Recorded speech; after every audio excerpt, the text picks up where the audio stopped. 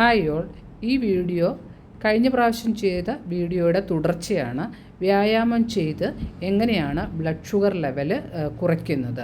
അപ്പോൾ അതിൻ്റെ ബാക്കി പോയിൻറ്റ്സ്, അതായത് വ്യായാമം ചെയ്യുന്നതുകൊണ്ട് ഒരു പ്രമേഹ രോഗിക്ക് കിട്ടുന്ന ഗുണങ്ങൾ എന്താണെന്നാണ് നമ്മൾ ഈ വീഡിയോയിലൂടെ മനസ്സിലാക്കുന്നത്. അതെങ്ങനെ ചെയ്യണമെന്നും എക്സ്പ്ലെയിൻ ചെയ്യുന്നു. ഈ ഭാഗത്ത് ഈ ഫിസിയോതെറാപ്പിയും വ്യായാമവുമൊക്കെ എങ്ങനെയാണ് വേദന കുറയ്ക്കുന്നത്, രക്തയോട്ടത്തെ കൂട്ടുന്നത്, അതെങ്ങനെയാണ് നമ്മൾ ചെയ്യുന്നത്, വെയ്റ്റ് മാനേജ്മെൻറ്റിന് ഇത് എങ്ങനെയാണ് സഹായിക്കുന്നത്, പിന്നെ അതുപോലെ തന്നെ നമ്മുടെ ഫ്ലെക്സിബിലിറ്റിയും സ്ട്രെങ്തും കൂട്ടാനായിട്ട് ഫിസിയോതെറാപ്പിയും എക്സർസൈസും ഒക്കെ എങ്ങനെ സഹായിക്കും, അങ്ങനെയുള്ള കാര്യങ്ങളാണ് ഈ ഭാഗത്തൂടി നമ്മൾ നോക്കുന്നത്. അത് എങ്ങനെയാണെന്ന് നമുക്ക് 1 by 1 ഒന്ന് മനസ്സിലാക്കാം.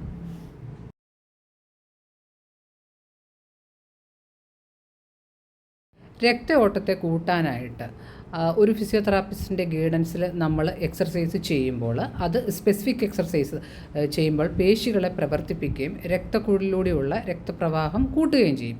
അതിന് നമുക്ക് മാനുവൽ തെറാപ്പി ടെക്നിക്കുണ്ട്, പിന്നെ പല എക്സർസൈസുകളുമാണ് ഉള്ളത്. അത് ബ്ലഡ് ഫ്ലോ കൂട്ടുന്നതിനും നമ്മുടെ ശരീരത്തിലെ ഈ വീക്കം അല്ലെങ്കിൽ ഈ നീര് വെച്ചിരിക്കുന്നതൊക്കെ കുറയ്ക്കാനായിട്ട്, സ്വെല്ലിങ് കുറയ്ക്കാനായിട്ടൊക്കെ സഹായിക്കും. ഇതിനൊരു ഉദാഹരണമാണ് ആംഗിൾ പമ്പ് എക്സർസൈസ്. ഈ എക്സർസൈസ് നമ്മൾ എങ്ങനെയാണ് ചെയ്യുന്നത്? ഇത് നമുക്ക് കസേരയിൽ ഇരുന്നുകൊണ്ടോ അല്ലെങ്കിൽ കട്ടിലിൽ കിടന്നുകൊണ്ടോ ചെയ്യാവുന്നതാണ്. ഇവിടെ നമ്മൾ എന്ത് ചെയ്യുന്നു? നമ്മുടെ കാൽവിരലുകൾ അല്ലെങ്കിൽ ടോസ് അത് നമ്മുടെ മുഖത്തിന് നേർക്ക് ഇങ്ങനെ വലിക്കുക, ഇങ്ങനെ ഈ പിക്ചറിൽ കാണുന്ന പോലെ. എന്നിട്ട് ഹീലും കാൽവിരലുകളും ഒരുമിച്ച് മുന്നോട്ട് തള്ളണം. ഇത് ഒരു 10 മുതൽ 15 പ്രാവശ്യം നമുക്ക് ചെയ്യാവുന്നതാണ്.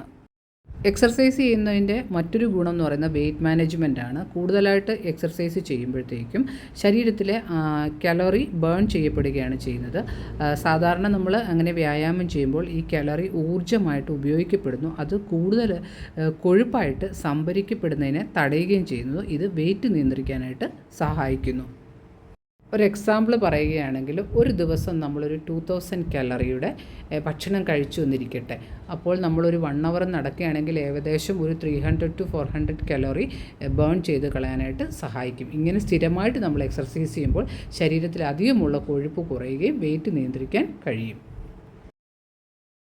അടുത്തത് പെയിൻ മാനേജ്മെൻറ്റ്. ഈ പ്രമേഹമുള്ളവർക്ക് നമുക്കറിയാം ന്യൂറോപ്പതി ഉണ്ടാകുന്നുണ്ട്. ന്യൂറോപ്പതി കാരണം ഈ നാഡികൾക്ക് ഉണ്ടാകുന്ന തകരാറുകൾ വേദനയ്ക്ക് കാരണമാകും. അപ്പോൾ എക്സർസൈസും ഫിസിയോതെറാപ്പിയും വേദന എങ്ങനെയാണ് കുറയ്ക്കാൻ സഹായിക്കുന്നത് നമുക്കൊന്ന് നോക്കാം.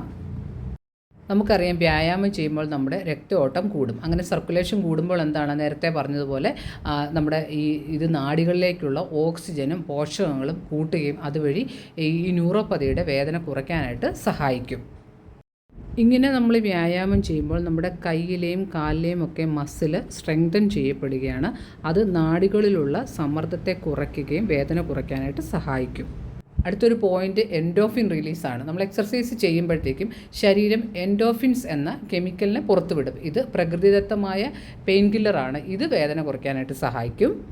അടുത്തത് നെർവ് റീഎഡ്യൂക്കേഷനാണ്. ഈ ഫിസിയോതെറാപ്പിയിൽ ഉപയോഗിക്കുന്ന ചില ടെക്നിക്കുകൾ നാഡികളെ വീണ്ടും പരിശീലിപ്പിച്ച് ട്രെയിനിങ് കൊടുത്തിട്ട് വേദനയുടെ സിഗ്നൽ കുറയ്ക്കാനായിട്ടും നമ്മുടെ സെൻസേഷൻ ഇമ്പ്രൂവ് ചെയ്യാനായിട്ടും സഹായിക്കും. ഇനി ഇതുകൂടാതെ ഫ്ലെക്സിബിലിറ്റിയും ബാലൻസും, ഫ്ലെക്സിബിലിറ്റി കൂട്ടുന്നതിനും ഈ ജോയിൻറ്റിലും നമ്മുടെ മസിൽസിലും ഒക്കെയുള്ള സമ്മർദ്ദം കുറയ്ക്കുന്നതിനും ബാലൻസ് മെച്ചപ്പെടുത്തുന്നതിനും വീഴ്ചകൾ ഒഴിവാക്കുന്നതിനുമൊക്കെ ഇത് ഇങ്ങനെ എക്സർസൈസ് ചെയ്യുന്നത് ഈ ന്യൂറോപ്പതി ഉള്ളവർക്ക് വളരെ നല്ലതാണ്. ഫിസിയോതെറാപ്പിയിൽ നമ്മൾ ഒരു തെറാപ്പിസ്റ്റിൻ്റെ സഹായത്തോടു കൂടി നമ്മുടെ ശരീരത്തിൻ്റെ അവസ്ഥ മനസ്സിലാക്കി നമുക്ക് സ്ട്രെങ്തനിങ്ങും ഫ്ലെക്സിബിലിറ്റിയും ഒക്കെ എക്സർസൈസ് ചെയ്യാവുന്നതാണ്. അങ്ങനെയുള്ള പേശികളെ ശക്തിപ്പെടുത്തുന്നതിനും ജോയിൻറ്റുകളുടെ ഫ്ലെക്സിബിലിറ്റി കൂട്ടാനായിട്ടുമുള്ള ധാരാളം എക്സർസൈസ് ഉണ്ട്. സ്ട്രെങ്തനിങ് എക്സർസൈസ് ചെയ്യാനായിട്ടുള്ള ഒരു ഉദാഹരണമാണ് ഈ റെസിസ്റ്റൻസ് ബാൻഡ് ഉപയോഗിച്ച് എക്സർസൈസ് ചെയ്യുന്നത്.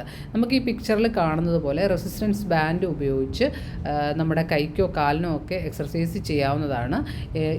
ഈ ബാൻഡ് നമ്മളിങ്ങനെ ഉപയോഗിക്കുമ്പോൾ ഇതിൻ്റെ ടെൻഷൻ നമ്മുടെ പേശികൾക്ക് കൂടുതൽ വർക്ക് കൊടുത്ത് അവയെ ശക്തിപ്പെടുത്താനായിട്ടാണ് സഹായിക്കുന്നത്. അടുത്ത് ഫ്ലെക്സിബിലിറ്റിക്ക് വേണ്ടി നമ്മൾ സ്ട്രെച്ചിങ് എക്സർസൈസാണ് പ്രധാനമായിട്ടും ചെയ്യുന്നത്. ഉദാഹരണത്തിന് ഹാംസ്ട്രിങ് സ്ട്രെച്ച്. നിലത്ത് ഇരുന്നുകൊണ്ട് കാലുകളിങ്ങനെ നീട്ടി കാൽ വിരലുകളിൽ എത്തിക്കാൻ ശ്രമിക്കുന്നത് ഹാംസ്ട്രിങ് പേശികളെ സ്ട്രെച്ച് ചെയ്യാനായിട്ട് സഹായിക്കും.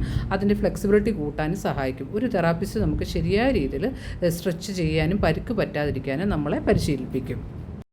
കേൾക്കുമ്പോൾ വളരെ സിമ്പിളായിട്ട് തോന്നുന്ന കാര്യമാണ് ഈ വ്യായാമം എന്ന് പറയുന്നത്. പക്ഷേ പ്രമേഹമുള്ളവരുടെ ജീവിതത്തിൽ വലിയ മാറ്റങ്ങൾ കൊണ്ടുവരാനായിട്ട് ഈ വ്യായാമത്തിന് സാധിക്കും. നമ്മൾ ഈ പറഞ്ഞ പോയിൻറ്റുകളൊക്കെ മനസ്സിലാക്കി നമ്മൾ ചെയ്യുകയാണെങ്കിൽ ശരിക്കും നമുക്ക് നല്ല ഒരു ചേഞ്ച് ഉണ്ടാക്കിയെടുക്കാനായിട്ട് കഴിയും.